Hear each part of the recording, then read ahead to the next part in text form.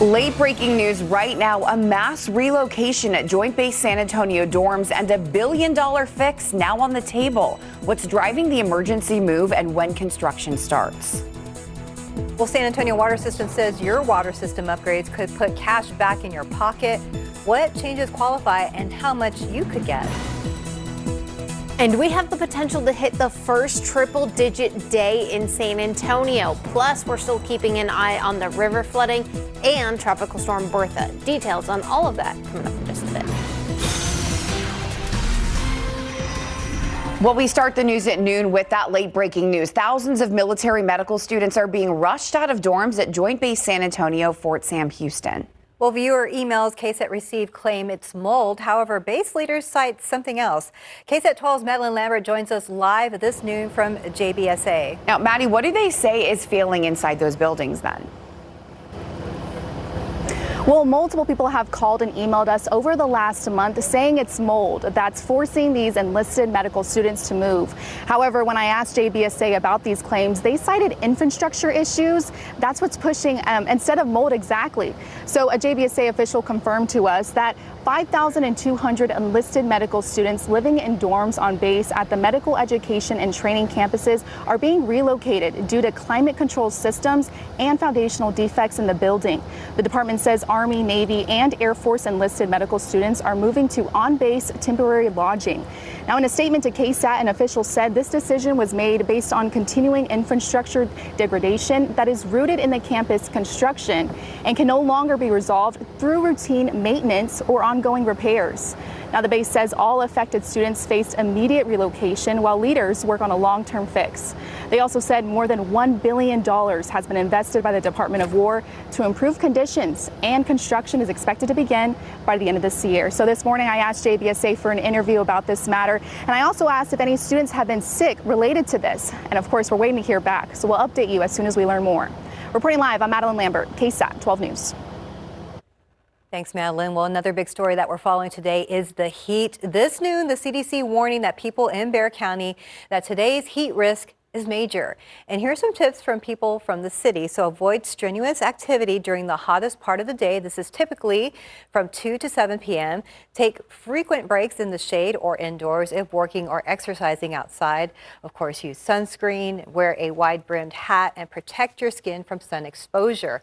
Watch for signs of heat exhaustion, heavy sweating, weakness, nausea, dizziness, and headache. So recognize those heat stroke symptoms, which is high body temperature, confusion, no sweating, rapid pulse, and you are asked to call 911 immediately if this happens. So don't forget also to check on your neighbors, especially older adults, young children, people with disabilities, and those without air conditioning. And of course, staying cool is very important. The city has this map of areas around town where you can go to beat the heat. That includes splash pads and pools, as well as community centers and libraries. Those are open regular business hours. And Shelby, we knew this was coming because it's summer. And I know this is late to have a triple-digit day, but still, you can feel it out there. Oh, absolutely. I mean, our temperatures are already on the warmer side, and this is technically late for us to get our first triple-digit day. Normally, even just the last few years, we've had 3 to 5 to even near 20 triple-digit days, but it's still going to be a warm one, and it's definitely going to be shocking because it's our first triple-digit day of the year, and we're already warming up. 96 degrees for us here in San Antonio, and it's still going to be warm throughout the next few hours. We're talking about temperatures throughout the next few hours getting to 100 by about 4 or 5 p.m. but also the humidity is also going to be a factor today. Although, yes, in South Texas, we're used to the humidity, at least a little bit of that humidity. Some folks, whether you're traveling, whether you just moved here, or just you live here, you might not be used to the humidity that some folks near the coastal plains normally see. So we're also going to see the heat indices in the triple digits, already feeling close to 100, but later today we could be feeling like 107 degrees. And it's because of that we have a few heat advisories and warnings for San Antonio all the way down to Corpus Christi, Laredo, and even up to Wichita Falls. Even going into Mississippi and Alabama, we have those heat advisories. But if you head up towards Austin or towards Houston, we have the extreme heat warning because their air temperature is expected to get a little warmer, but the heat indices as well. Part of it is also due to Bertha, and the reason we're not going to see Tropical Storm Bertha make its way closer to San Antonio is because we're going to see a heat high make its way closer. Details on how long we'll stay warm, and yes, Tropical Storm Bertha right before it makes landfall this afternoon, coming up in just a bit. Thank you, Shelby. And even though we don't have rain, the Nueces River has crested in LaSalle County. Yeah, leaders there tell KSAT's Hannah Gonzalez it hit just shy of 29 feet today and is expected to stay in major flood stage through the weekend. Here in LaSalle County, the Nueces River has reached its peak Wednesday morning, just shy of 29 feet. It will stay in major flood stage throughout the weekend. In a press conference Wednesday morning, county officials announced that a number of homes have been impacted by the flooding and that they've responded to 3 water rescues. I cannot stress enough, please stay off the flooded roadways. If you see barricades, they are there for a reason. Since Friday, close to 350 first responders from across the country are here in LaSalle County ready to help. LaSalle County Judge Lidoro Martinez says he'd rather be overprepared. We're still not out of the danger. Now first responders are waiting for the water to recede so they can assess how many homes received water damage and to what extent. The American Red Cross has set up a shelter for displaced families at the Alexander Convention Center. Only service animals are allowed, but if you have a pet or other livestock, you're advised to head to the county fairgrounds. Reporting, I'm Hannah Gonzalez, KSAT 12 News. All right, thanks, Hannah. Well, a public health warning in Kerrville now after a sanitary sewer overflow near Town Creek by Highway 27 and Water Street. City crews say flooding kept them from safely reaching the site, but they have now rebuilt an access ramp to get equipment in. And we are tracking this through city updates and state notifications to TCEQ. For now, avoid Town Creek and downstream Guadalupe River areas near Louise Hayes and Kerrville Shriner Parks. Crews are still checking flood-damaged areas. Well, a nonprofit in Boerne is one of the many places rebuilding after severe weather came through the area last week. The Kendall County Women's Shelter, under new leadership, has been actively fundraising to update their aging buildings. KSAT's Patty Santos explains how the recent rain tacked even more things onto the shelter's to-do list. The Kendall County Women's Shelter has been actively working to fundraise to make repairs to their aging building. This is the headquarters. It's also the thrift store. And this right here is just one example of the repairs that they recently needed. A raccoon got inside. The bowing of the ceiling. Oh, yeah. Where he was in here creating. Yeah. That's your raccoon. That's our raccoon that came in. Yeah. And then, like I said, he also damaged our air conditioning. The list of repairs keeps growing for the Kendall County Women's Shelter. During the rain last week, their parking lot basically became a waterfall. Our basement completely flooded in here. Water was coming in through the walls. This is under the thrift store. The walls are still drying out. It took volunteers all weekend to clean up. It's just the latest issue, adding to the piling cost and things to do for new executive director Allison Peterson. It's a home for people. It is 7,000 square feet. We have 9 bedrooms. We serve 36 people daily. We are always at capacity. And so not only the people we serve, their children and their pets, but a lot of people come to us with absolutely nothing. It operates on about $100,000 each month.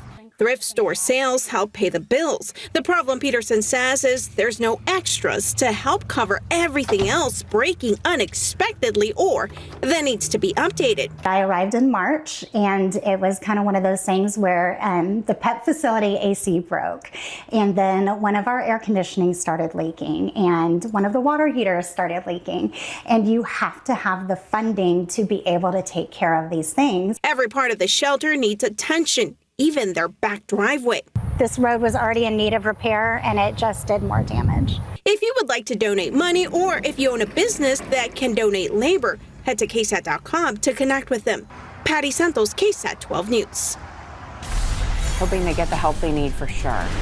In other news, 11 nights of back and forth airstrikes, and now the Strait of Hormuz is nearly impassable. What that could mean for the U.S. and the world. And you think you've got a leak? Well, SAWS is showing us the one spot to check first and how a quick look could save you a lot of money. Taking a look outside with live cam, it's going to be another warm day for most of us, but we are still keeping our eyes on multiple things in the weather department. The heat, Tropical Storm Bertha, and yes, even the flooding still ongoing along the Nueces and the Frio River. We are still seeing the flooding just in Cotulla as it just crested in major flood stage, and flooding along the Frio River in Tilden expected through the weekend. But like I mentioned, we're watching Tropical Storm Bertha in the Gulf and an area of high pressure that's going to keep us safe from Tropical Storm Bertha. Details on that, plus your week forecast after the break.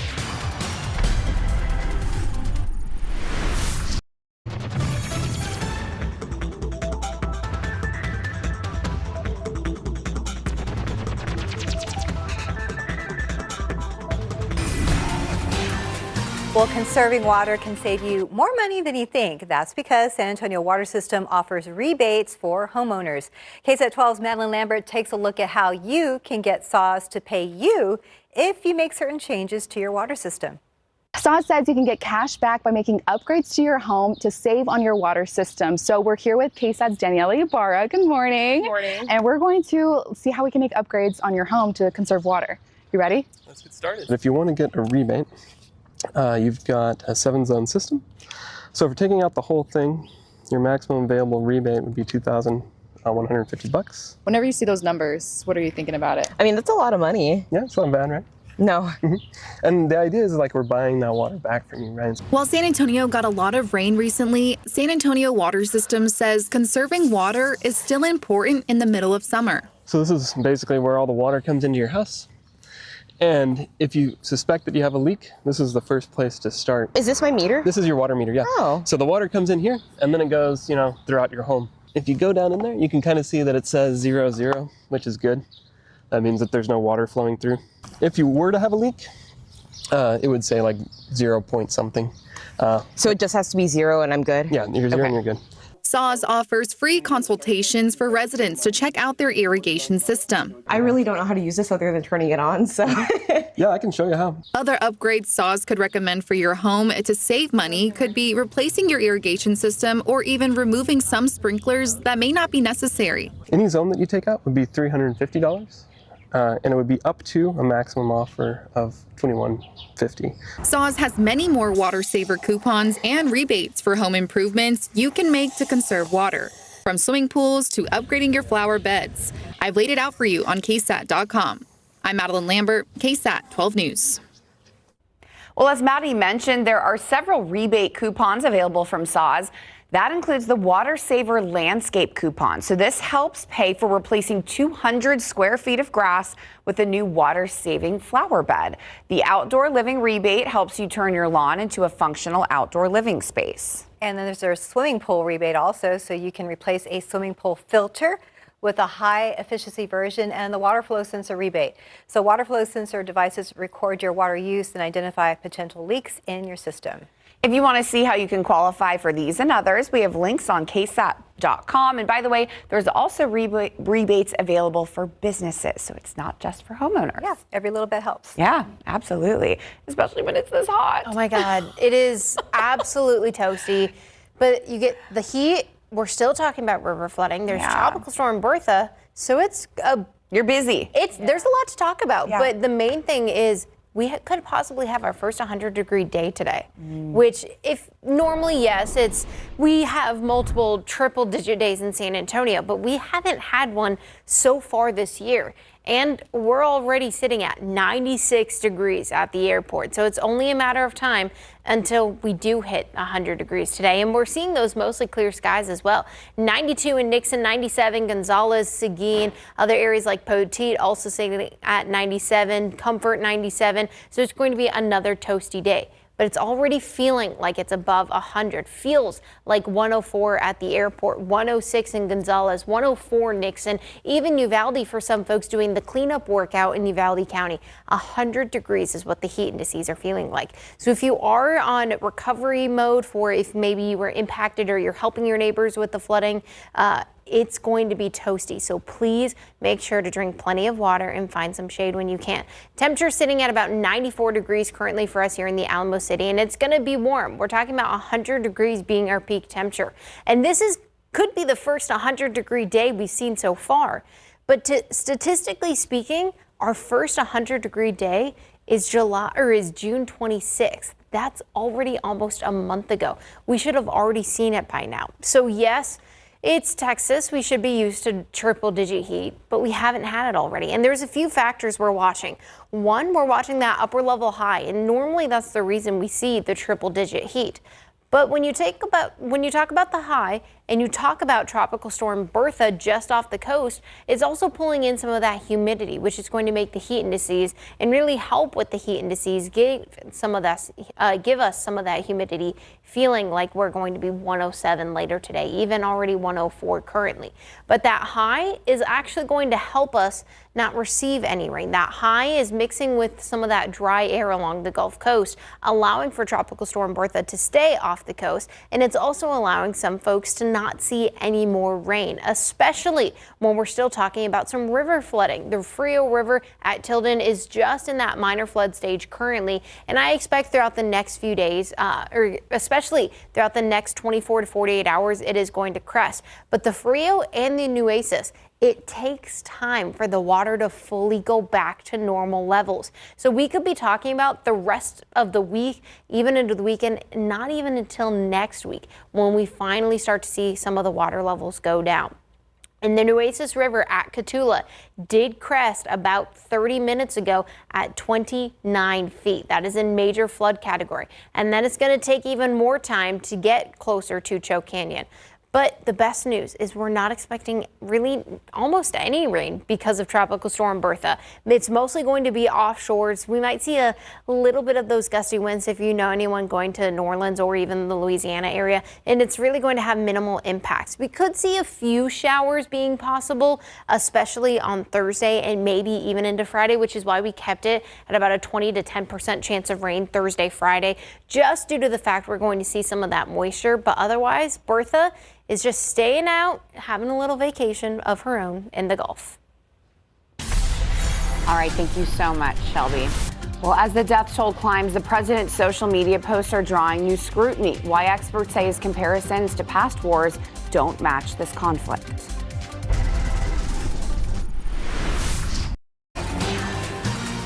Well, the bodies of 4 U.S. service members killed in the Middle East last week are back on U.S. soil. Well, the Pentagon says 3 of the service members were at a base in Jordan when it was hit by Iranian airstrikes. Another was killed during the controlled detonation of an Iranian drone in Iraq. ABC's Christiane Cordero has the latest on the dignified transfer of troops and the threats of war expanding. Today, the Pentagon shared the identities of all 4 U.S. service members killed in the Middle East in recent days. 28-year-old Sergeant Angel Rampersad of New York was at a U.S. base in Jordan when it was hit by Iranian airstrikes. She was killed there along with First Lieutenant Tyler James Feehan of Hawaii and Private Isabella Gonzalez of Texas. Sergeant Michael Emmanuel Swinton of North Carolina was killed in Iraq during the controlled detonation of an Iranian drone. Today, the bodies of all 4 soldiers are expected to return home. We're going to honor them, and one of the hardest things to do. For me, it's one of the hardest things to do as a president. But has to be done. It follows several social media posts from the president comparing the number of U.S. service members killed in his Iran war to other wars throughout history, appearing to downplay the current death toll of at least 18 service members killed in 4 months. The president, who has never served in the military, has repeatedly cited past U.S. wars to defend his operations. But it's also important to point out this has been an air war. So this is unlike Afghanistan and Iraq, where we had tens of thousands and sometimes hundreds of thousands of troops on the ground. This is an entirely different conflict from those conflicts. So the comparisons are essentially not the same. The war with Iran has now passed its 11th consecutive night of back-and-forth airstrikes. The Strait of Hormuz is essentially impassable as the U.S. and Iran jockey for control. In another social media post, Trump threatened to bomb one bridge or power plant anytime Iran shoots at a ship in the strait. And U.S. officials tell ABC News the State Department is ramping up security measures across the Middle East as it braces for potential blowback from Iran should the military strikes expand. Iran is also threatening to expand the war if there are attacks on nuclear sites. Christiane Cordero, ABC News, Washington. Well, your pet can overheat fast in today's triple-digit heat. The red flag symptoms that vets say you cannot ignore and what to do immediately. Well, today is expected to be the first triple-digit day of the year, and the team at the San Antonio Animal Care Services asking all pet owners to be mindful of the heat. So first of all, bring your pets inside when you can. If they are outdoors, go ahead and access them to shade. Make sure they have shelter and fresh water. Those are all required by Texas law. So if you take your pet for a ride in the car, keep in mind those temperatures rise inside very fast and when the car is off and under the sun. Now, signs of heat exhaustion in your pet can include some heavy panting, drooling, vomiting, or lethargy. So if you notice any of these symptoms, take them to a place to cool down slowly, then take them to a vet.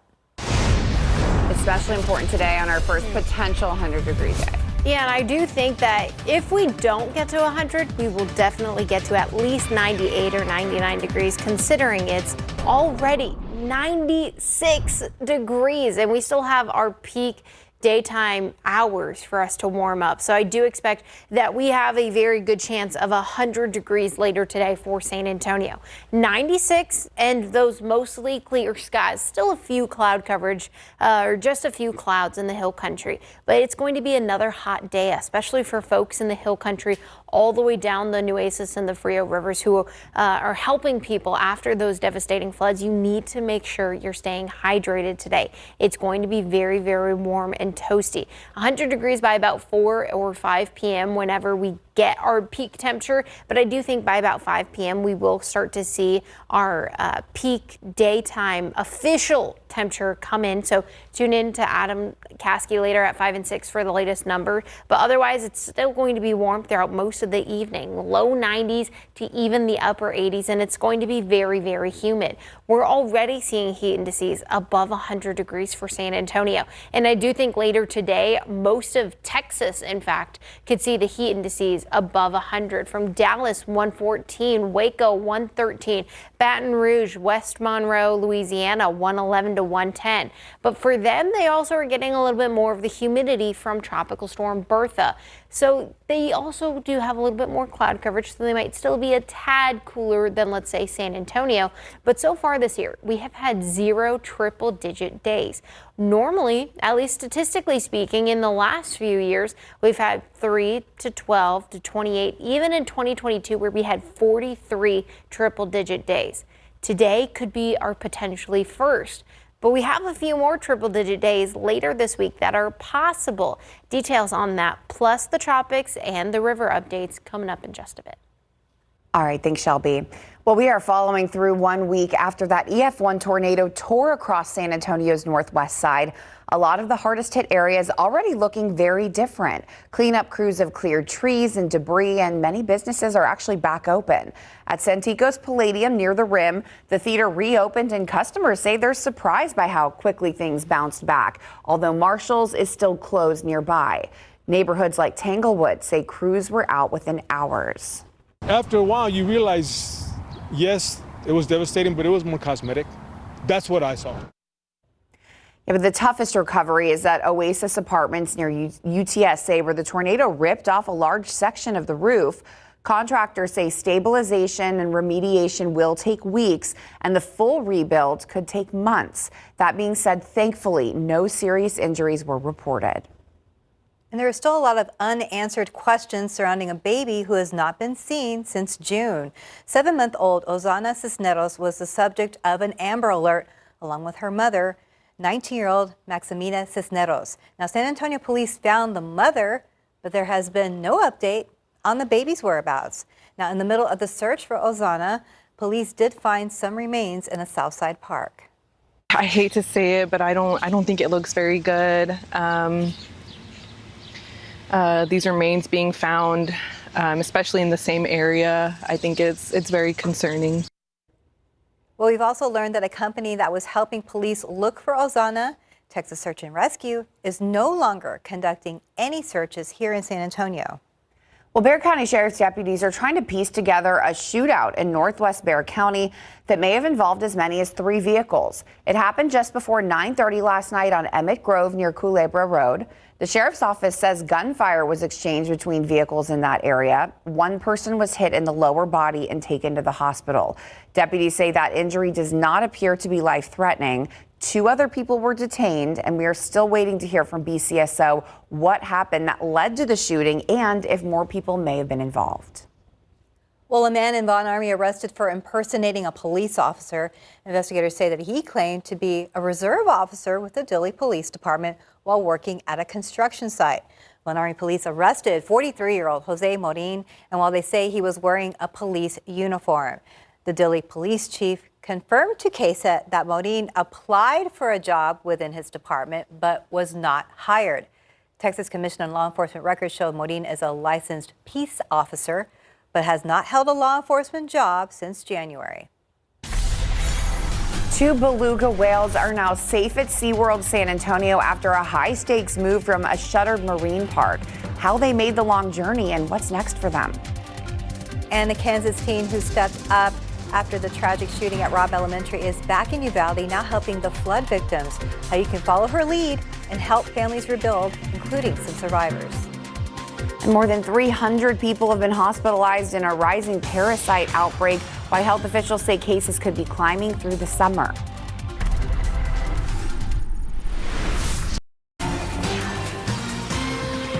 New information on the cyclosporiasis outbreak that's been going on for weeks now. The CDC releasing updated numbers on cases today across the country. ABC has more.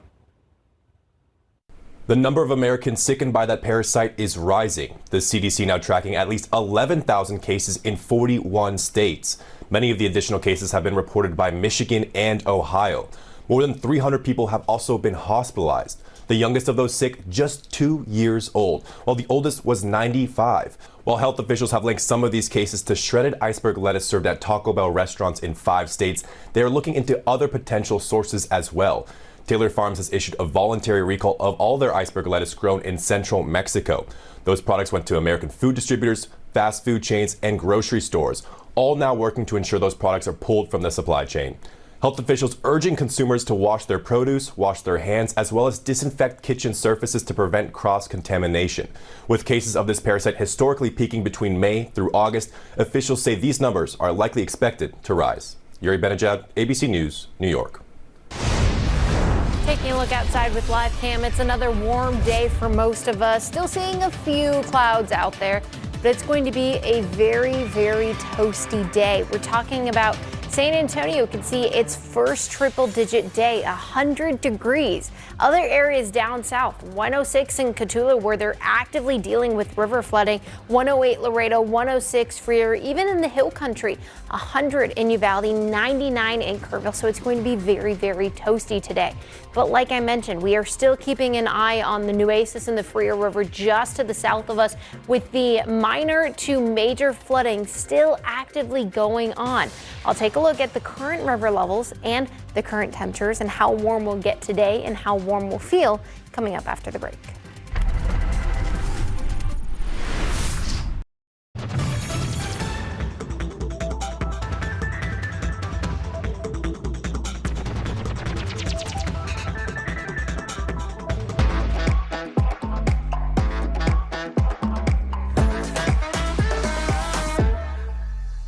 know exactly where that is. I am directionally challenged. I'm confused.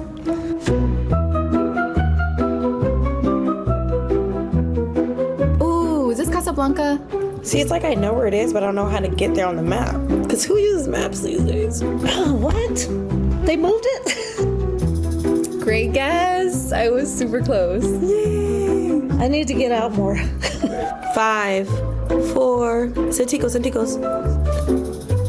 I got it. Okay, this is just random people. Aw, that's so cute. Oh, okay, Six Flags. Easy. Oh, Fiesta. I know what that is. Come on, everybody knows what Fiesta, Texas is. I wonder where that is. Come on. You think I was born yesterday? I got this one. Fantastic guess. Yes, all right, I got one. Woo! Fantastic guess! Vote for SA Picks on KSAT.com. Katrina's commentary is always my favorite. All right. You can vote for your favorite finalists right now. Scan the QR code on your screen to see all of the categories. And you have a little over a week now to sign up for a chance to win a $500 gift card on the KSAT tab. This is part of our GMSA Summer Road Trip giveaway. So if you want to win some money, go ahead and scan that QR code that's on your screen right now. That's going to take you to the website where you can enter our GMSA Road Trip Ready giveaway. You have until next Thursday, that's July 30th, to sign up for a chance to win, and that winner will be announced next Friday. Well, a remarkable rescue bringing new hope for 2 beluga whales now safely here at SeaWorld in San Antonio. So they're part of an international effort to relocate whales from Marineland of Canada. Yeah, it's a closed marine park that can no longer support the whales' long-term care. SeaWorld officials say the belugas made the long trip in specialized cold water containers, traveling by truck and even plane. We're told they had marine mammal veterinarians and animal care teams right beside them the entire way. Well, the whales are receiving care at SeaWorld here as they settle into their new home. So officials say it is a milestone, but not the finish line, as rescues are still being planned. Well, the San Antonio Zoo has some big green bragging rights. 2 of its major projects have just earned national recognition for eco-friendly design. The zoo says Congo Falls, its new 14,000 square foot habitat, along with the Ralston event space, are now officially LEED certified. That's one of the top standards in the world for sustainable buildings. And that means these spaces are designed to use less water, use less energy, and create healthier environments for both people and animals. Zoo leaders say that the upgrades are already making a big impact, cutting water use by 51%. They've also added energy-saving features like LED lighting, smart controls, and high-performance roofs and windows. Looking good. Those beluga whales are adorable. I know. They're really, the stuff was saying, you see how big they are when transporting. Yeah. It took a lot for, I mean, you forget about it when you're far away and you're watching them like in the tanks, but yeah, and you can see some of them with their little, fins out. Yeah. Well, we're glad they're here. Yes. It's a little hotter than it is in Canada, though. Oh, it is definitely a little toastier than it is in Canada. I mean, our temperatures currently, now our downtown sensor is reporting 101 degrees. Alamo Heights, 99. Bernie's, 93. Other areas, New Berlin, 99. St. Hedwig, 98 degrees. But the San Antonio International Airport is the official site and the official temperature for the city. So they're only at 96. So although other areas might get to the triple digits, the official one is at the airport and they're only at 96. But Elmendorf, 100 degrees. But it's definitely feeling very, very toasty. San Antonio International, 104. Other areas, New Braunfels, 104. Seguin, 108. Alamo Ranch, 115. So it also depends on how much sun you're getting directly. And it's going to still be feeling very, very toasty throughout the next few days or next few hours and days. So remember, find some shade when you can, drink plenty and plenty of water, and take it easy on yourself with extreme just be careful as you're going out and about. But keep in mind, throughout the next few hours, peak temperature is about 100 degrees at 4 to 5 p.m. And it's not until after the sun sets we start to finally get below the 90-degree mark, and we finally start to lose a little bit more of the heat indices because the sun is going to set. And that sun is also a big factor of why we're so warm.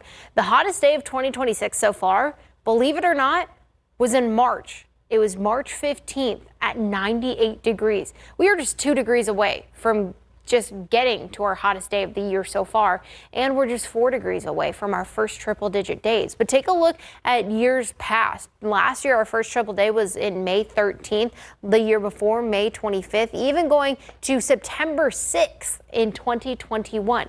But our first triple-digit day should be about June 25th, and we're about a year late with that. And it's still going to be hot today, especially for anyone who is dealing with the flooding downstream. The Nueces River at Cotulla appears to have crested at about 29 feet and 100th. So that's at about 11:30 a.m. and we're still going to continue monitoring or watching it. But keep in mind, it's going to take a while. The Nueces and the Frio both don't quickly get rid of the flooding. It takes a while to really go down. So remember, if you are in an evacuation zone, please be advised and please be aware about it. And it's still going to be dealing with the flooding throughout the rest of the week and even into next weekend.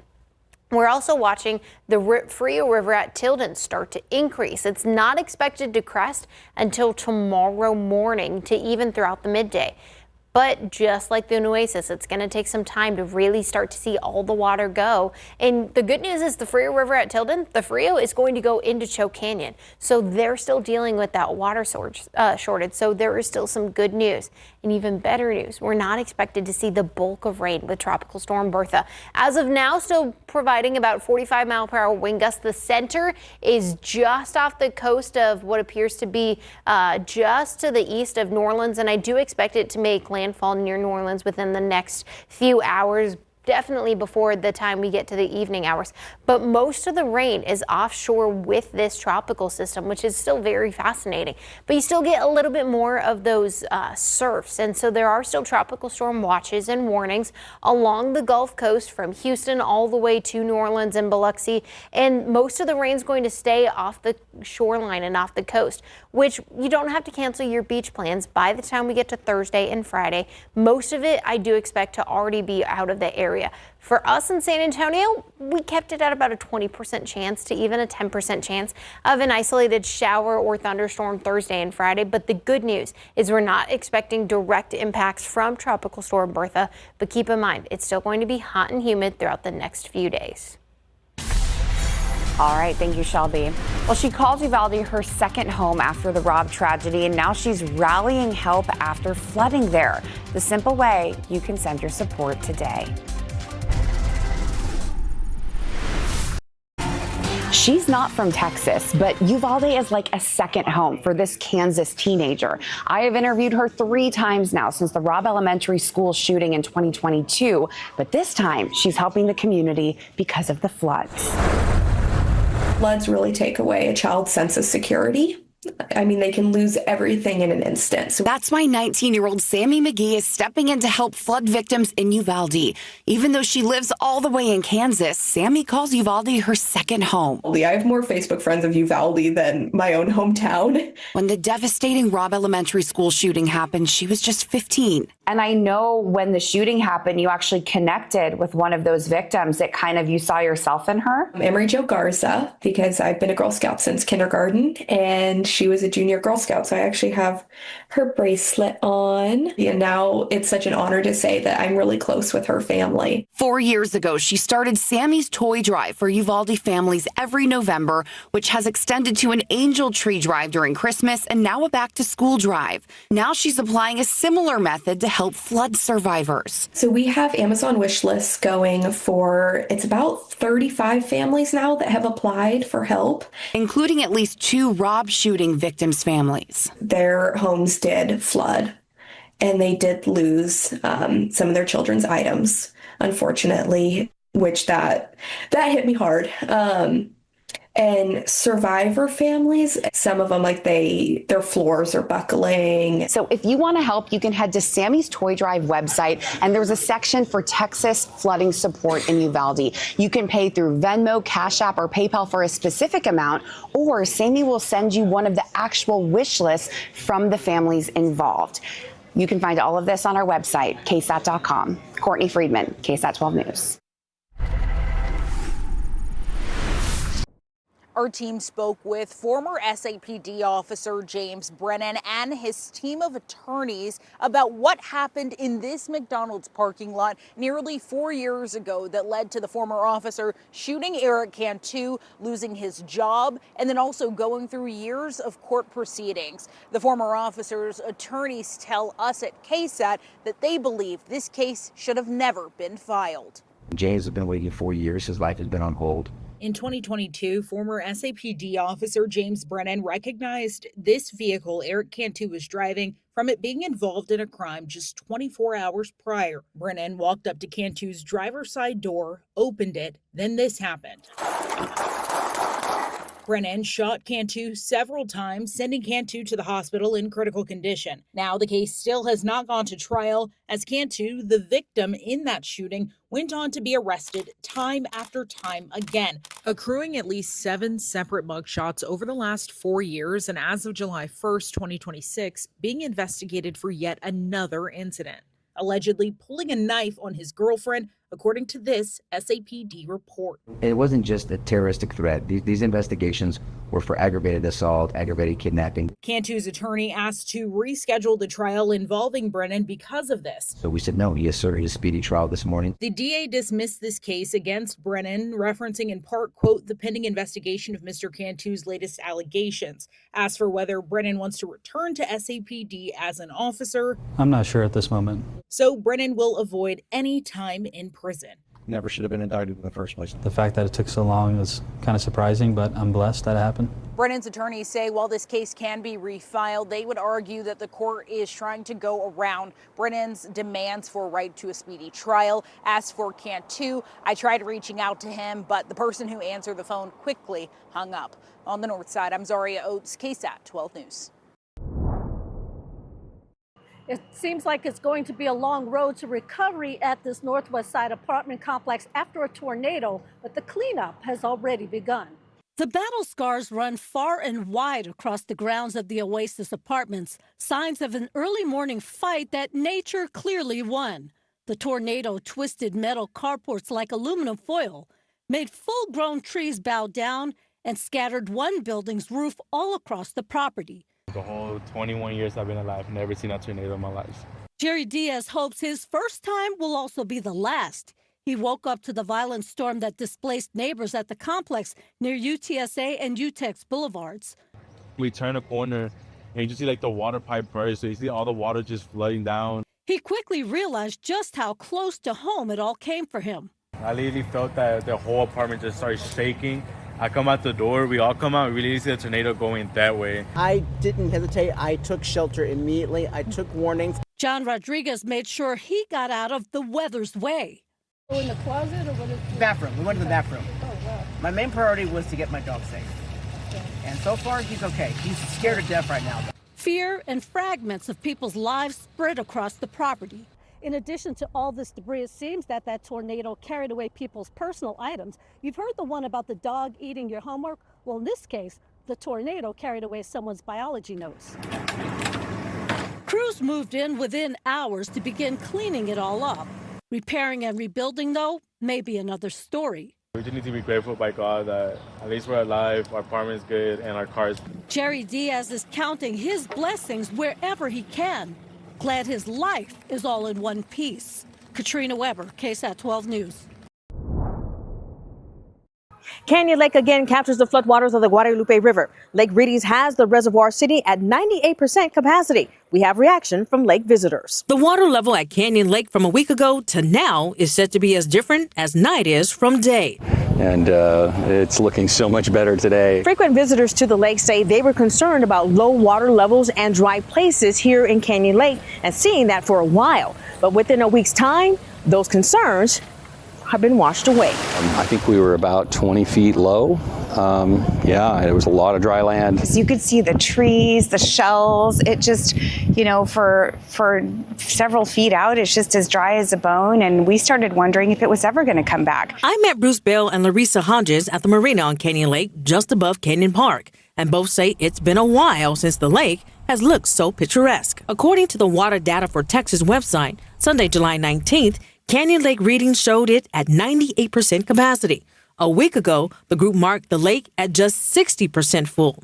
The lake dramatically rose following days-long rainfall last week that caused the Guadalupe River to flood in several areas, including Kerrville. You can see here that on July 16th, the Guadalupe River rose 16 feet in Kerrville, and that water was heading south to New Braunfels.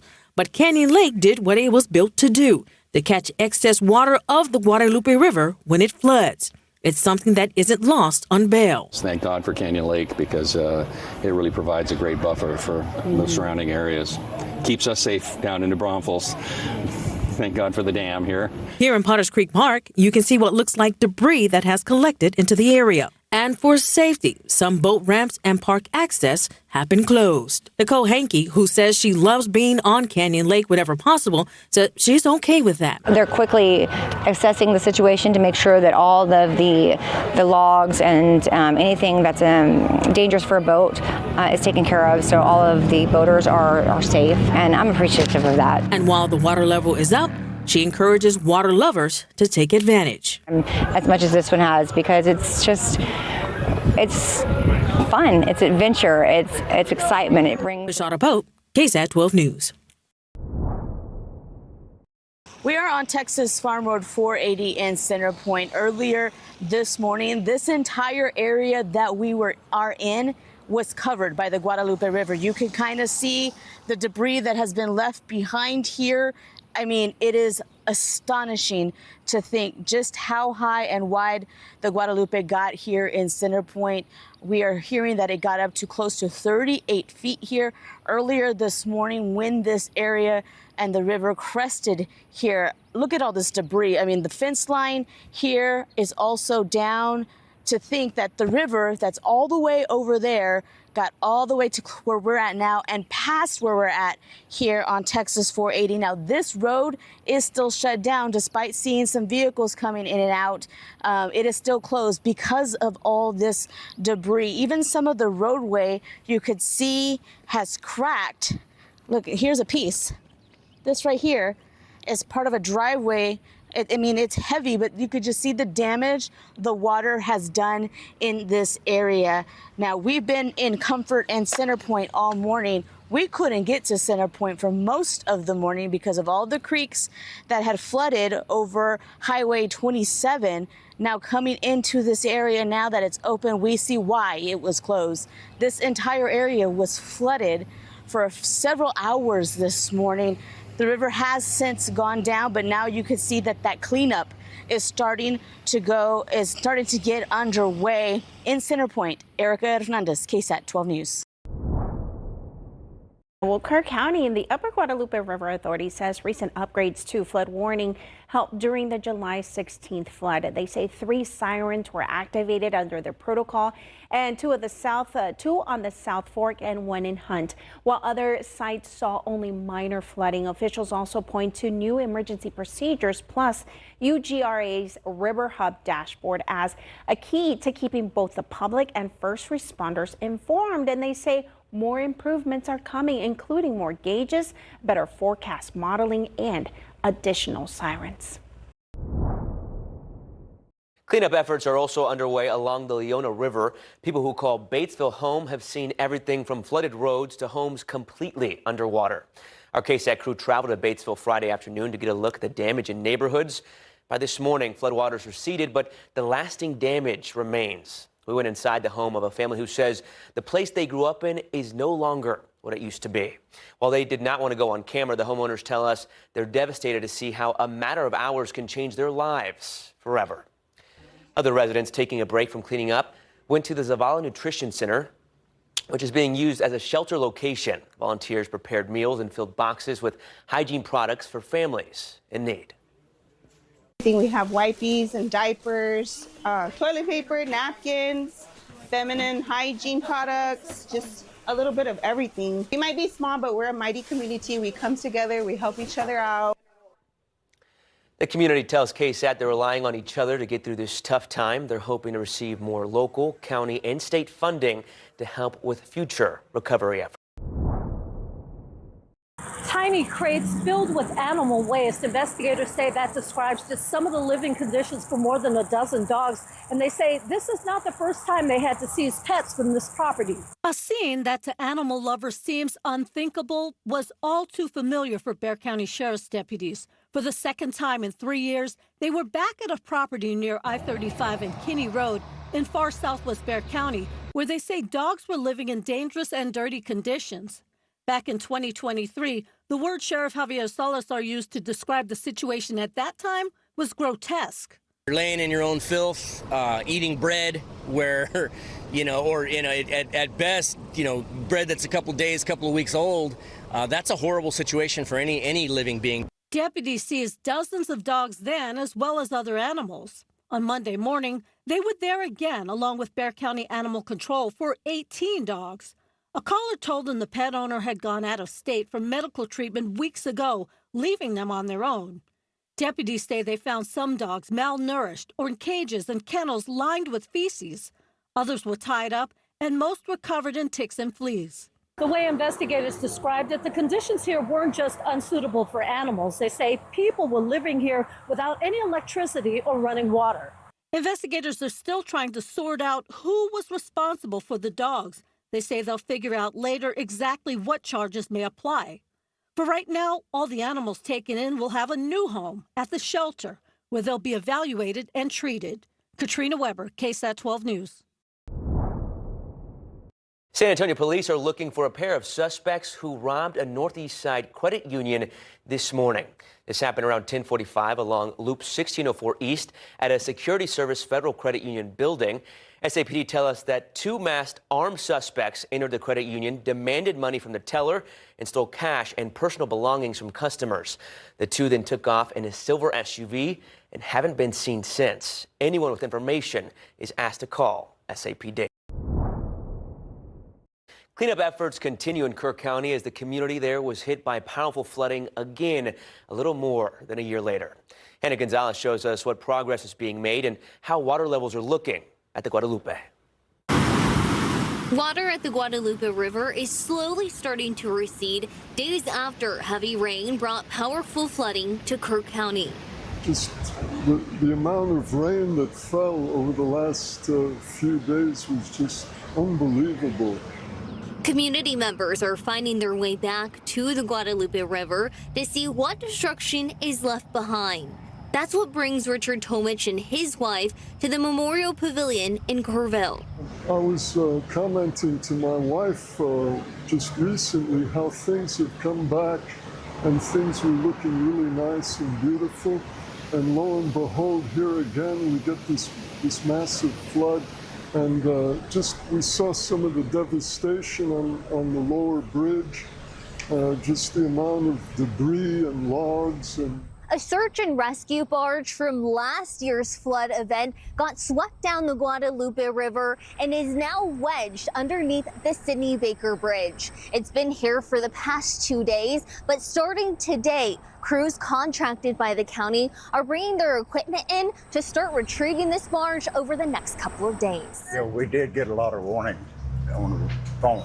Okay. In fact, every 15 minutes it seemed like it was going off. While residents of Kirk County and their officials have said they were better prepared this round of floods, they can't help but notice that some areas received more damage this year than last. Irvin Daly lives in the community of Turtle Creek. He says Upper Turtle Creek Road has never received this much water. I've been living out there about 20 years. This is as high as I ever seen it. Out in the county, I'm just adjacent to the HEB Lodge. Behind me is Turtle Creek, and you can see water is still clearly rushing over the road. It's even caused great damage to the asphalt here. We've seen several cars and trucks attempting to drive over this mess, even having to swerve onto oncoming traffic just to avoid that pothole. A Turtle Creek Volunteer Fire Department official says this crossing and two others are owned by the state. He says the roadways will be fixed soon. They're just waiting for all this water to go down. Reporting in Kirk County, I'm Hannah Gonzalez, KSAT 12 News. It is a top complaint for Americans, Texans, and our own South Texas community. That's housing affordability. And Saturday, the federal government passed a bipartisan law that makes some sweeping changes. Courtney Friedman went through the bill to tell us what's in it and why San Antonio is different than many places in the nation. Both sides of the aisle fielding pressure about outrageous housing prices with a new bipartisan law. The legislation helps communities get more housing supply on the ground. San Antonio Board of Realtors Chairman Ed Zapata said inventory is low everywhere, which seems wild considering how many stories KSAT has done locally on new subdivisions popping up everywhere in town.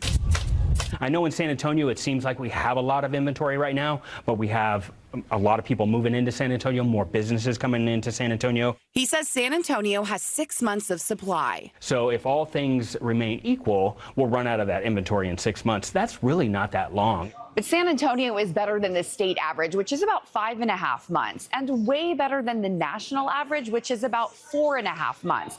Now, Zapata says the new law helps these shortages because it clears out red tape from decades-old policies. It clears up policies so developers can have reliability. So it will clean up barriers to entry. It will reduce costs. The law also, for the first time, limits how many homes big investors can buy, capping it at 350, which helps the law clear the way for many types of potential homeowners. Young professionals need a certain housing, military need certain housing, right, and our retirees. So I'm really encouraged about this bill because it also has provisions on the different types of housing. But don't expect things to change overnight. This is a long-term policy structure, and it's a step in the right direction, right? No one policy is going to solve the affordability mix, but this will help us in the long run to get more houses on the line. Courtney Friedman, KSAT 12 News.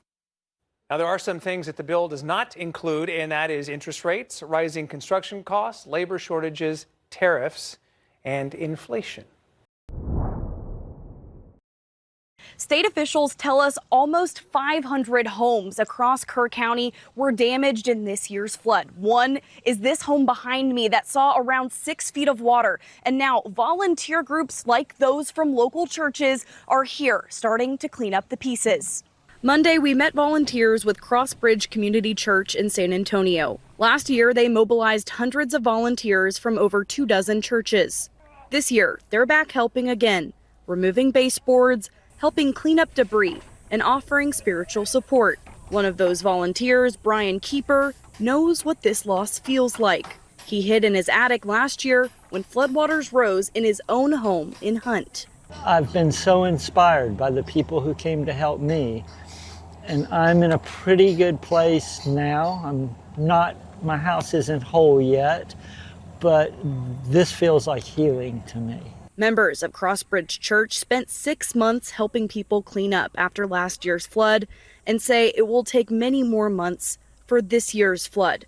In Ingram, Olivia Daig, KSAT 12 News. We've also been tracking the relief efforts at the state level, and today we heard from Governor Greg Abbott today. Courtney Friedman was monitoring that press conference, and she joins us in the studio. Courtney.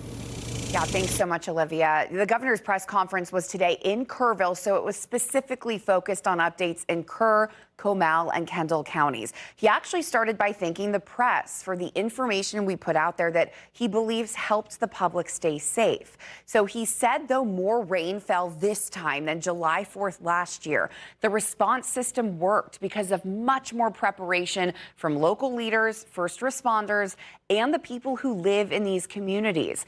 He said seeing the success surrounding these specific rivers means there is more work to do across the state. The systems we put in place last year proved to be successful and helpful. We want to make sure we are equally successful and helpful in every region across the state of Texas, and those are the kinds of issues that we will take up in the next session. Yeah, so the main priorities right now in Kerr, Kendall, and Comal counties are the roads, so people can get around. Many of those roads and bridges were devastated. And then the governor said hundreds of homes were damaged, meaning they will need debris removal and long-term recovery help. Volunteers are already providing that help alongside the state, as Olivia said. And at 6 o'clock tonight, I'll be back here to go over what the governor says is still a huge concern as floodwaters continue to move down these rivers. rivers to other communities, specifically along the Nueces River. 6 o'clock tonight, I'll be back here to go over what the governor says is still a huge concern as floodwaters continue to move down these rivers to other communities, specifically along the Nueces River. 6 o'clock tonight, I'll be back here to go over what the governor says is still a huge concern as floodwaters continue to move down these rivers to other communities, specifically along the Nueces River. The San Antonio police have released new video from a SWAT warrant operation that ended with an officer and the suspect being shot. This happened off of Jones-Maltzberger Road back in June.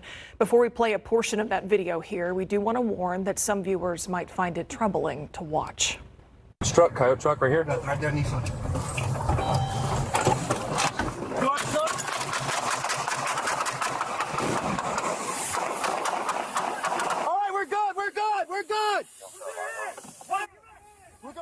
Police say 4 SWAT officers pulled up to a parked car, and that's when 35-year-old Roman Pena opened fire. All 4 officers, as you can see there, then shot back. 1 officer and Pena were wounded. Pena now faces 4 charges of aggravated assault. SAPD, Internal Affairs, and the district attorney are now reviewing this case. San Antonio city leaders plan to lean on the bond market to help fund a more than $2 billion expansion plan for San Antonio International Airport. The San Antonio Business Journal reports the city is set to issue around $950 million in initial general airport revenue bonds in the coming days. So with that money, the airport is expected to get a new 3rd terminal with up to 18 additional gates. Work on that part of the project is already underway, and it's expected to be complete by 2028. A new housing development in Comal County wants to dump 300,000 gallons of treated wastewater into a creek that runs through and near dozens of people's backyards, which would end up here in Canyon Lake. We don't want Canyon Lake to be an extension of your sewer plant. A utility is asking regulators to approve a wastewater treatment plant permit to handle a new subdivision with 1,500 homes called Juniper Ranch. The level of treatment that's being done at the wastewater treatment plant we consider to be inadequate. Residents say that the water will not be treated to a level that will be safe for the lake. I just don't want that to be damaged. If the story sounds familiar to you, that's because we covered a similar situation at the Guajolote Ranch development in Bexar County. The difference is this development wants to send water into a creek bed, which neighbors say has been dry for more than a decade. It's now milky, residuey. Trees in the planned neighborhood have been cut down to make way for the new homes, which residents say has already caused downstream impacts. It's bringing a pathway through the middle of his property, under the roadway, through the culverts onto our property. Now, residents aren't necessarily opposed to new developments, but they're asking the developer to consider conservation-minded decisions, such as selling the wastewater after treatment instead of dumping it into the watershed. We reached out to the developer, who declined to comment on this story. Christian Riley, KSAT 12 News, Spring Brand. After 10 years of being in San Antonio, Footbridge Foundation, amongst other foundations, are answering the call for help for these four-legged friends after the devastating Hill Country floods. He says, I was rescued in Crystal City. When floodwaters rushed through parts of the Texas Hill Country, many pets were forced to fight for survival. Some were found stranded in rushing water, climbing on tree branches. Others discovered days later wandering alone, covered in mud after being separated from their families. How is it going through the floods and then not having their mom there anymore? Well, that's a life-threatening situation. You know, if it had just been a few more hours, they wouldn't have made it. Since the flooding began, Footbridge Foundation has been traveling across South Texas, responding to communities hit the hardest.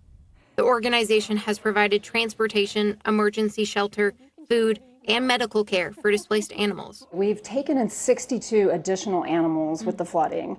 That's into our program. And then we were able to work with Best Friends and Wings of Rescue and Austin Pets Alive to get a flight out last week.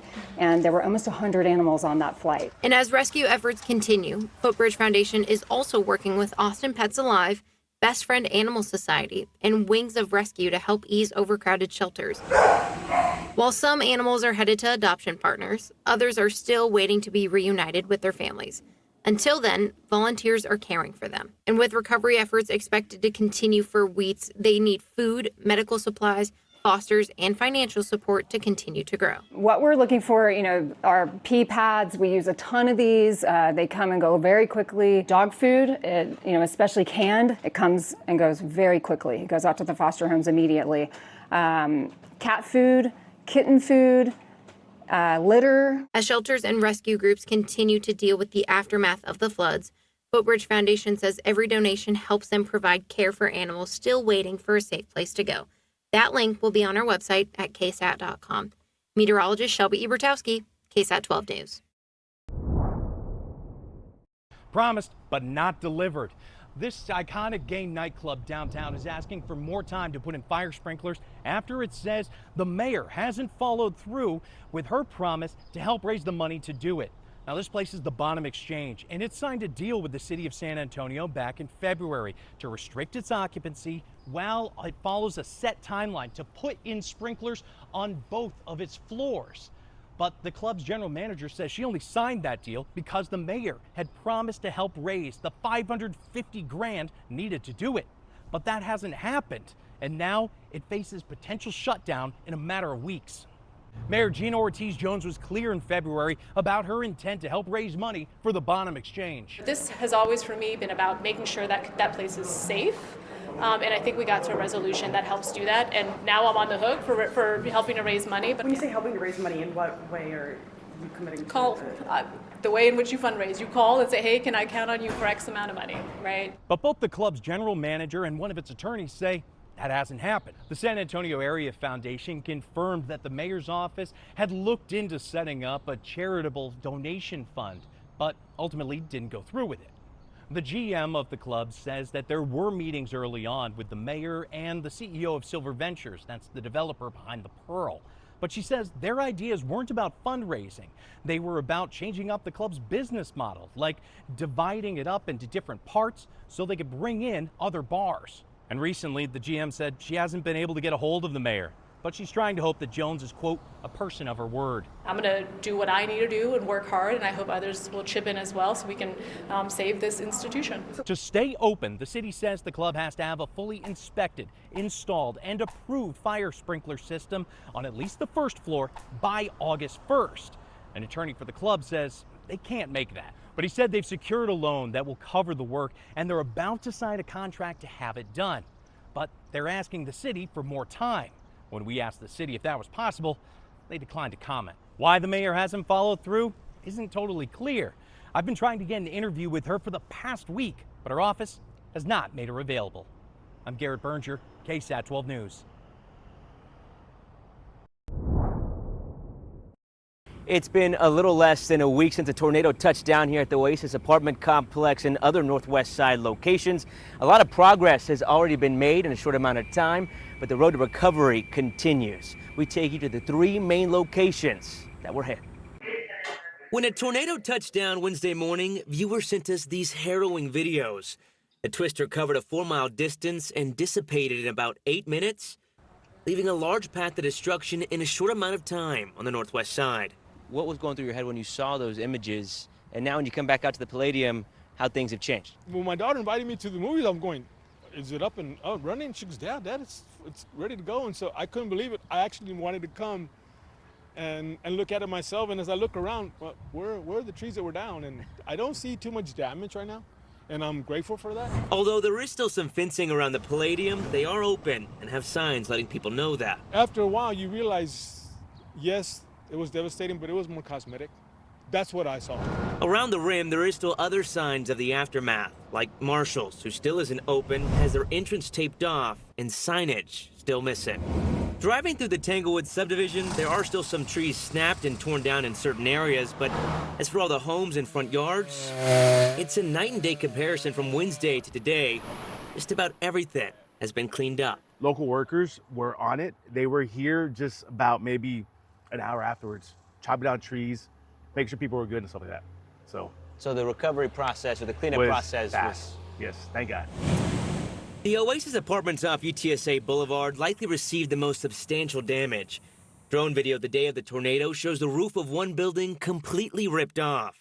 Now that roof is still missing, but the signs of cleanup have made a significant difference. Gage Commercial Construction, who is assisting the complex, tells us the remedy process for a project of this size will take several weeks, saying they first want to get the property to a stable place, then get power and HVAC restored, and then start the rebuilding. They went on to say only the building with the roof missing is without power. UTSA police said at least 10 students were displaced. And luckily, there was no reports of any serious injuries caused by the tornado. John Paul Barajas, KSAT 12 News. Supersized RVs are no match for raging floodwaters. They came through this park in the middle of the night, causing a whole lot of damage. At a place for leisure and relaxation, water went to work overtime. It rushed into the Buckhorn Lake Resort early Thursday, pushing out people and property. My daughter opened up the door, and it was at the bottom of our step on our trailer. Becky Miller had just arrived from Montana to start a new life at the RV park near I-10 and Goat Creek Road. Instead, she ran for her life, then returned to see what was left. Now we don't know where the car's at, so it's probably down the river somewhere. A car she left behind was nowhere in sight, but her RV still was. Our trailer probably is salvageable with a lot of our stuff, hopefully, but that's what we're living in, so that's my whole life right there. Other people's motorhomes got caught up in water that rose well above the nearby highway bridge. There's no doubt that the water caused a whole lot of damage here. This was a solid wall, but it opened up like a door when the floodwaters pushed cars and RVs right through it. This was 10 times worse than it was last year in this area. Micah Dunes also happened to be visiting during the deadly July 4th Hill Country floods, but kept his distance from the rising waters then. This time, his car couldn't do the same. The Jeep was parked right here. And it's now? Yeah, and it went down. I don't know how it got over there. He found it among the other carried off cars. While Miller had no luck looking for hers, we later spotted one matching the description clear across the highway, weary and wet from the weather. Katrina Weber, KSAT 12 News. What started as a morning of heavy rainfall in Sabinal quickly turned into a life-or-death situation. But for one man, standing by wasn't an option. Keep talking to me. David Flores was at the right place at the right time. While he didn't want to do an on-camera interview, he was able to capture the moments he went into Elm Creek to save a man named Nathan who had been swept away. I'm coming towards you. Nathan. This all happening around 8:30 Tuesday morning as Sabinal was getting hit hard by more than 12 inches of rain. Come on, keep going. Go towards the tree. You can hear David asking the man to keep talking and try to grab onto a tree. Another video clip shows just how high the water is, all the way up to David's chest, and then he points the camera to Nathan, who can be seen hanging onto the tree and trying to catch his breath. Okay, you got it? Yeah. Okay. All right, Nathan, hang on. You got to take a break. Eventually, David reaches Nathan, and thankfully, both men were able to get out safely. We do want to remind everyone that as more rain is expected in this area, to please try to stay away from those creeks. Now, there was about 24 water rescues in Medina and Uvalde County, and we are being told they were all successful and there were no fatalities. In Uvalde County, Erica Hernandez, KSAT 12 News. Hours after ignoring KSAT investigates questions, Kirby's mayor is explaining what she says led to expelling a council member from a recent meeting. So these right here are the tense moments last Thursday evening after council members voted to have Susan Street removed by police. But they didn't explain why. Street was questioning the city manager about an agenda item related to the Texas Water Development Board. On Friday, we told you that we had asked Mayor Janisha Kreider for an explanation. She did not respond to us. But in a video posted to the city's Facebook page late Friday night, she said Street's behavior was disruptive. The behavior cited included repeated interruptions during another council member's speaking time, anger and rudeness directed towards staff. The conduct was found to directly interfere with the orderly transaction of city business. This action was not taken lightly. Now, KSAT reached out to Street for her response. So far, we have not heard back. This is not the first time, though, Street has been targeted by fellow council members. Back in March, they attempted to remove her from council after an investigation into claims that she created a hostile work environment, which she had denied. It is a severe form of liver disease that is so common here in San Antonio, especially among the Hispanic population. But its symptoms are silent until it's too late, and there's no easy way to diagnose that. That's why it's such a big deal that a national agency chose a local doctor's office and local team to do the research that will help determine a better way to diagnose this disease. 1/2 of San Antonio is either pre-diabetic or diabetic. And then you add the obesity, it's almost endemic. Many of those patients end up with fat around their liver. That can progress to a liver disease called NASH, which stands for non-alcoholic steatohepatitis. Its symptoms are silent until it's too late. 20 to 30% of people with NASH end up with scarring on their liver or cirrhosis, which can be deadly. It can shorten your lifespan by 10 to 20 years and increase the risk of liver cancer by 17 times. Dr. Sherwin Schwartz says the point is to catch NASH before it turns into cirrhosis. The only way to make a diagnosis of fatty liver to NASH is a liver biopsy, as a puncture.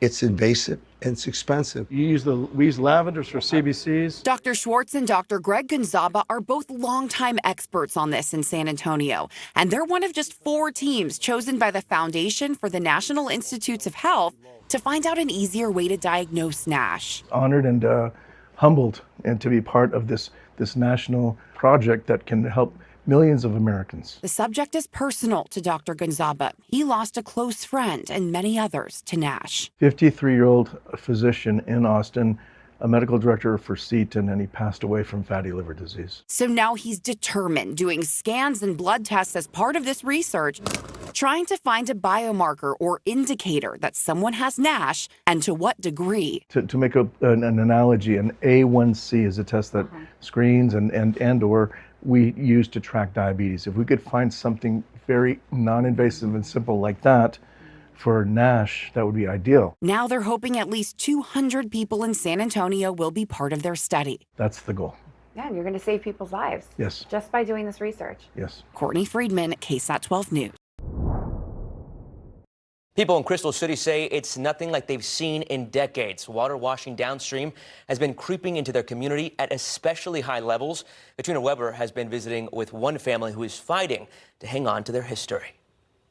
Now, all this land around me has been in the Montemayor family for generations. It's where the parents live and where their children now work, running a campestre event center. Now, they are working now to keep all of this from floating away and make sure all their loved ones stay safe. Water from other places has made its way downstream into Crystal City, creating one soggy spinach capital of the world.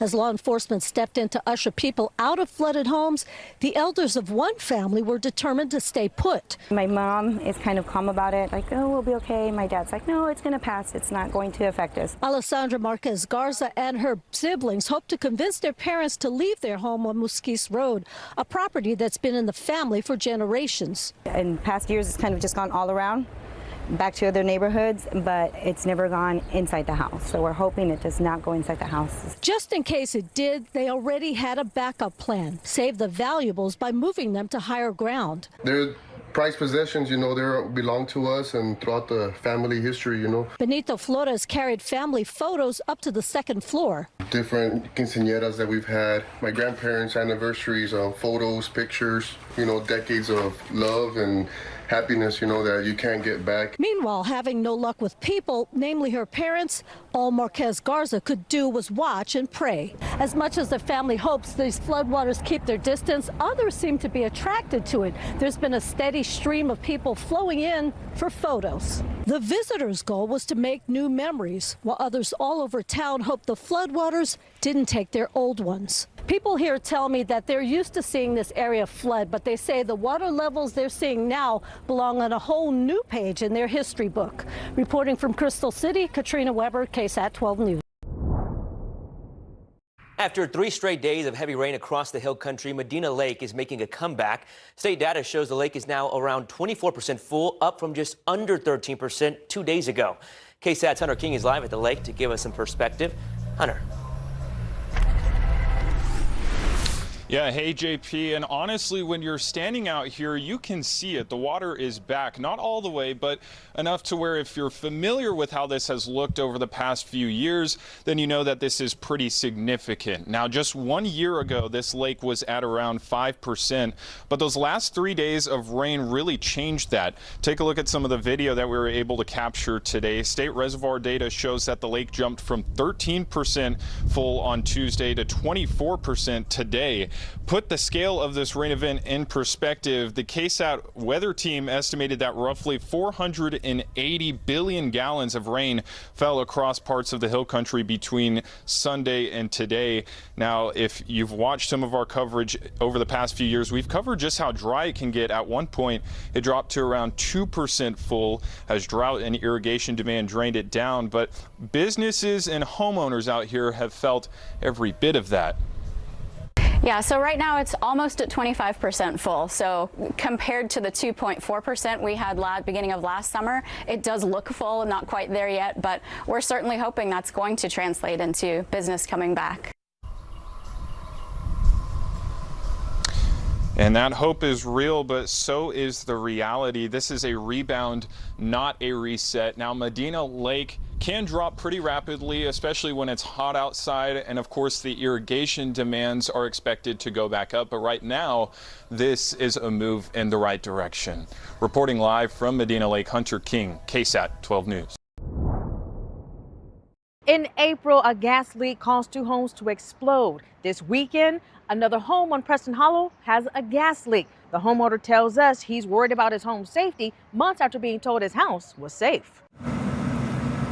The devastating explosion on Preston Hollow in April left neighbors uneasy staying in their homes. Jimmy Aldompe, who lives a few homes down from the explosion site, has been on edge, but says inspections by CPS Energy was offering a sense of ease. And that's when they told me that I was clear. I didn't have any leaks. So I felt better, more secure. Aldompe says he didn't think anything when workers came back to his house Saturday. When I received the flyer that they were going to check again, I thought, okay, they're just following up. He needed to check my hot water heater and my furnace and my stove. We're going to be checking outside. And soon after, he says feeling of uncertainty and uneasiness returned in a big way. He goes, we didn't find any leaks inside. He goes, but we did find a small leak outside. It's out by your meter, but we're taking care of it. Aldompe says being told by CPS Energy it was being repaired didn't give him assurance, since he was told a few months ago he was in the clear, and questions if the issue is really fixed. I am worried about moving forward. My issue is, what if those explosions did something to some of these other houses out here, you know, that aren't yet known? I think the least thing that CPS should do is they should come and replace my items and just cap off my line. We emailed CPS Energy about neighbors' fears of something possibly happening. They sent KSAT this statement that reads, quote, CPS Energy is actively providing gas-related services to customers who requested them in the Preston Hollow neighborhood to help them better understand their home's gas system and stay informed. Aldompe says he needs more to stop worrying. I have my grandchildren here. You know, I fear for their safety. Bashara Pope, KSAT 12 News. As thousands of Texans are experiencing flood damage in their homes, there are many who might have to foot the bill themselves, since a lot of insurance plans do not cover flooding. Now, because President Donald Trump declared this flooding event a major disaster, many Texans may qualify for federal aid from FEMA. 29 counties are part of that disaster declaration, including Kerr, Kendall, Bexar, Uvalde, and LaSalle counties. A spokesperson with the Texas Department of Insurance says to take photos of any damage and keep receipts in case you could get reimbursed. For those who need federal aid, there are a few ways to begin that process. FEMA will come into the communities. You can call or you can go in person, and you can apply for disaster assistance. Usually that means grants or loans, depending on what you qualify for, and they would be the ones to help you rebuild if you don't have insurance. Now, according to FEMA, if you are uninsured and register for disaster relief, you may have to buy flood insurance to qualify for future aid. Experts warn, though, even if you have flood insurance with the National Flood Insurance Program, it won't cover all costs. She's not from Texas, but Uvalde is like a second home for this Kansas teenager. I have interviewed her 3 times now since the Robb Elementary School shooting in 2022, but this time she's helping the community because of the floods. Floods really take away a child's sense of security. I mean, they can lose everything in an instant. That's why 19-year-old Sammy McGee is stepping in to help flood victims in Uvalde.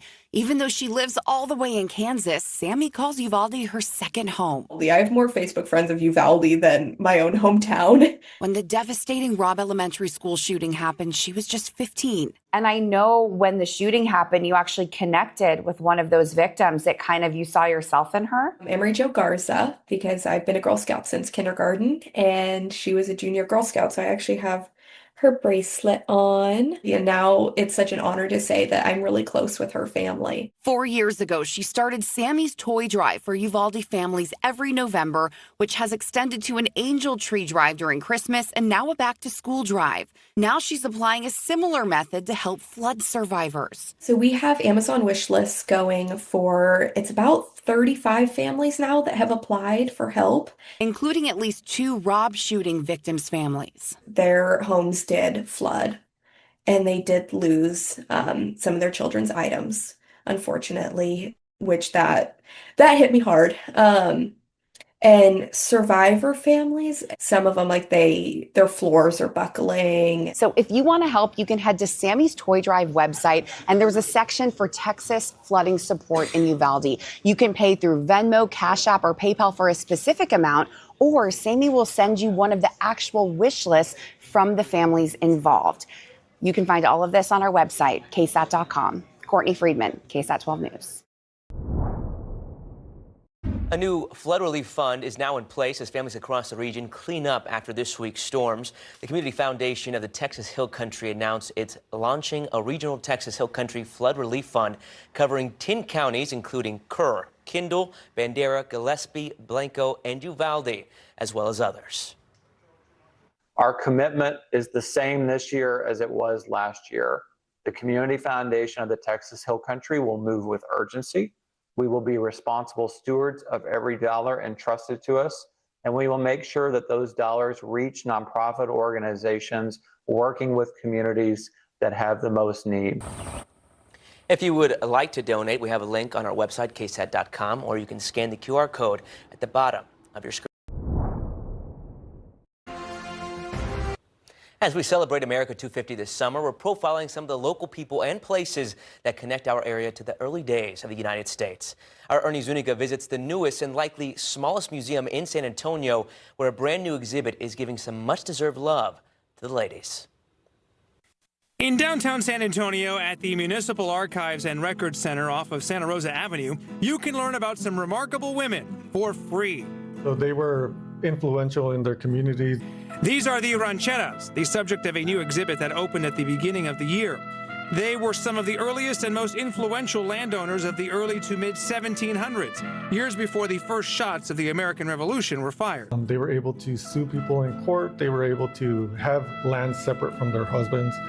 So they had a lot more rights than a lot of the English women did in the East Coast. Many of these women came to San Antonio with the Canary Islanders, including Leonor Delgado, who was a little girl when she and her fellow Spanish colonists arrived here in 1731. She later went on to get married, have children, and run one of the largest cattle ranches in South Texas. Some of these women could actually read and write. Yeah. Some of them couldn't, but they still served their, or ran their ranches. What was the most fascinating thing you think that you personally learned in your experience putting all this together? I think just learning about the women and how much rights they actually wielded during that time period. I kind of already knew it, but seeing it on paper, it kind of gives a lot more depth to it, to the story. Ernie Zuniga, KSAT 12 News.